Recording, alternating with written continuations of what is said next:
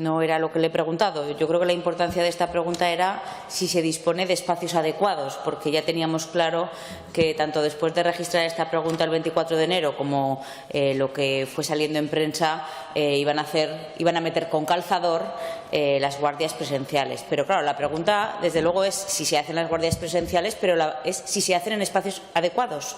Desde luego ya hemos constatado que no.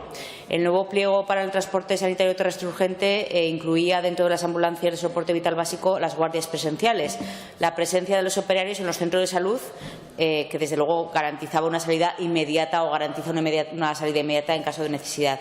Se comprometieron en ponerlo en marcha en enero. Yo recuerdo que decía enero es muy largo. Bueno, sí, algunas las han puesto en enero, otras este pasado lunes, por lo tanto han apurado mucho el tiempo. Pero claro, la cuestión no es meterlo con calzador, la cuestión es que tengan las condiciones que se merecen y desde luego pues hemos visto que no puede realizarse una guardia de 12 horas sin un sitio donde descansar, más que una silla. No puede ni debe guardarse en el cuarto de la limpieza la medicación.